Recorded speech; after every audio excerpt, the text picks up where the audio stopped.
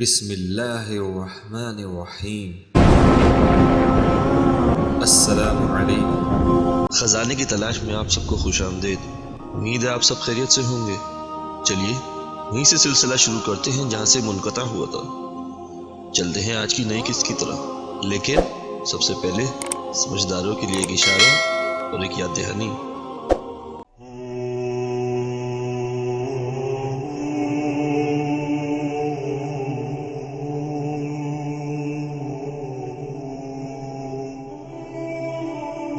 ناظرین، توبیہ کے بعد حلیمہ سعدیہ نے آپ کو دودھ پلایا۔ عرب میں یہ دستور تھا کہ شرفا اپنے شیر خوار بچوں کو ابتدا ہی سے دیہات میں بھیج دیتے تھے تاکہ دیہات کی صاف اور شفاف آب و ہوا میں ان کی نشوونما ہو سکے، زبان ان کی فصیح ہو اور عرب کا اصلی تمدن اور عربی خصوصیات ان سے علیحدہ نہ ہو۔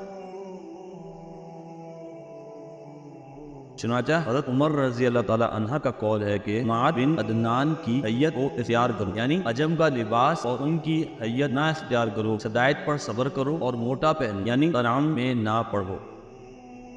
ابو بکر صدیق رضی اللہ تعالیٰ عنہ نے ایک مرتبہ عرض کیا کہ یا رسول اللہ، آپ کی زبان نہایت فصیح ہے۔ آپ نے فرمایا، اول تو میں قریش میں سے ہوں اور پھر بنی سعد میں نے دودھ پیا ہے۔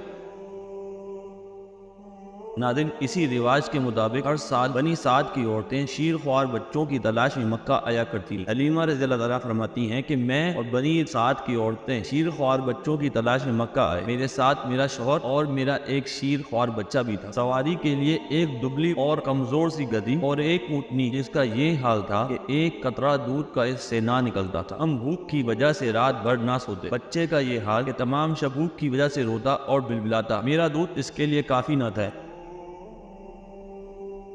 کوئی عورت ایسی نہ رہی کہ جس پر آپ پیش نہ کیے گئے ہوں، مگر جب یہ معلوم ہوتا کہ آپ یتیم ہیں تو فوراً انکار کر دیتی کہ جس کے باپ ہی نہیں، اس سے حق الخدمت ملنے کی کیا توقع کی جائے۔ مگر یہ کسی کو معلوم نہ تھا کہ یہ یتیم نہیں بلکہ دریتیم ہے۔ ناظرین، دریتیم اس خاص موتی کو کہتے ہیں جو سمندر کی تہ میں ریپی کے اندر پیدا ہوتا۔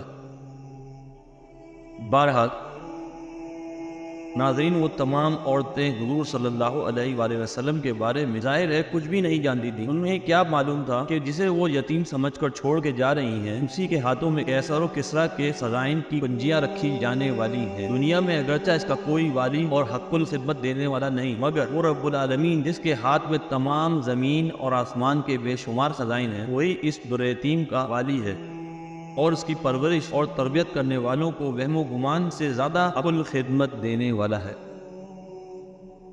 ناظرین، سب عورتوں نے شیر خوار بچے لے لیے، صرف حلیمہ سعدیہ خالی رہ گئی۔ جب روانگی کا وقت آیا تو آپ کو خالی ہاتھ جانا برا معلوم ہو کہ اچانک سے غیب سے آپ کے دل میں اس یتیم کے لینے کا نہایت قوی اور شدید تقاضا پیدا ہو گیا۔ آپ نے اپنے شوہر سے جا کر کہا کہ خدا کی قسم میں ضرور اس یتیم کے پاس جاؤں گی اور ضرور اس کو لے کر آؤں گی۔ شوہر نے کہا، اگر تو ایسا کرے تو کوئی حرج نہیں، امید ہے کہ اللہ تعالیٰ اس کو ہمارے لیے خیر و برکت کا سبب بنا دے۔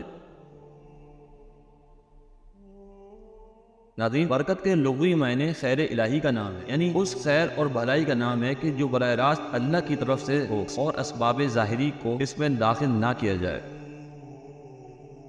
ایک حدیث قدسی میں ہے کہ اللہ تعالیٰ فرماتے ہیں کہ بندہ میرے ساتھ جیسا گمان کرتا ہے میں اسی کے مطابق اس کے ساتھ معاملہ کرتا ہوں۔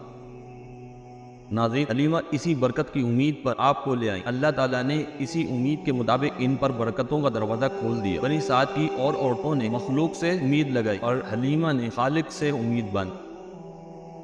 حلیمہ کہتی ہیں کہ اس مبارک بچے کو گود میں لینا تھا کہ مجھ میں جو دودھ کی کمی ہو رہی تھی وہ ایک دم سے تمام کمی ختم ہوتی نظر آنے لگی، اور ایسا معاملہ پیش ہوا کہ آپ صلی اللہ علیہ وآلہ وسلم کے لیے اور آپ کے رضائی بھائی کے لیے بھی کافی ہو گیا۔ اونٹنی کا دودھ دونے کے لیے اٹھے وہ دیکھتے کیا ہے کہ تن دودھ سے بھرے ہوئے ہیں۔ میں نے اور میرے شوہر نے خوب سیر ہو کر دودھ پیا۔ رات نہایت آرام سے گزری۔ صبح ہوئی تو شوہر نے حلیمہ سے کہا، اے حلیمہ، خوب سمجھ لے کہ خدا کی قسم تو نے بہت ہی مبارک بچہ لیا ہے۔ اس پر حلیمہ نے کہا، خدا کی قسم میں یقین سے کہتی ہوں کہ البتہ میں اللہ سے یہی امید رکھتی ہوں۔ اب قافلے کی روانگی کا وقت آیا اور سب سوار ہو کر چل پڑے۔ حلیمہ سعدیہ بھی اس مبارک بچے کو لیے اونٹنی پہ سوار ہو گئی۔ ناظرین، آپ کی وہ دبلی پتلی سواری جس کو پہلے چابک سے مار مار کر چلانے کی کوشش کی جاتی تھی، وہ برقرار سے کسی طرح تھامے نہیں تھمتی۔ اس وقت تو وہ ایک نبی کی سواری بنی ہوئی۔ ساتھ والی عورتوں نے پوچھا، اے حلیمہ، یہ وہی سواری ہے؟ کہا، واللہ اس وقت تو اس کی شان ہی جدا ہے۔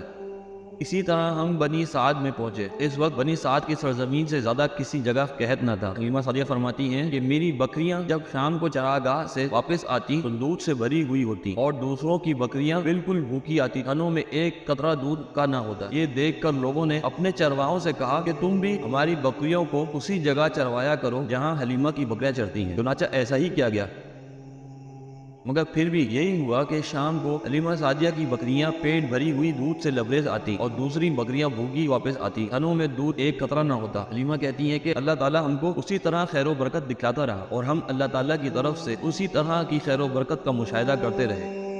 اسی طرح جب 2 سال پورے ہو گئے تو میں نے آپ کا دودھ چھڑوا دیا۔ مگر جب 2 سال پورے ہو گئے تو حلیمہ آپ کو لے کر مکہ آئیں تاکہ حضرت آمنہ کی امانت ان کے حوالے کر دیں، مگر اللہ تعالیٰ کی جو برکتوں کا مشاہدہ حلیمہ نے کیا تھا، اس وجہ سے حلیمہ سعدیہ نے حضرت آمنہ سے درخواست کی کہ اس در یتیم کو چند روز میرے ہی پاس چھوڑ دیں۔ اتفاق سے ان دنوں میں وبا بھی تھی اور ادھر حلیمہ سعدیہ کا غیر معمولی اصرار، اس لیے حضرت آمنہ نے آپ کی درخواست منظور کی اور آپ کو اپنے ہمراہ لے جانے کی اجازت دی۔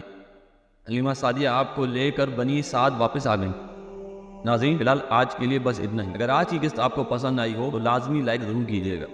ہمارے ساتھ جڑے رہنے کے لیے اور حضور اکرم صلی اللہ علیہ وآلہ وسلم کی زندگی کے بارے میں مزید جاننے کے لیے چینل کو لازمی سبسکرائب بھی کیجیے اور اپنے پیاروں سے بھی لازمی شیئر کیجیے۔ انشاءاللہ تعالیٰ ملتے ہیں اگلی قسط سے۔ جب تک اپنا بہت سارا خیال رکھیے گا۔ اللہ حافظ۔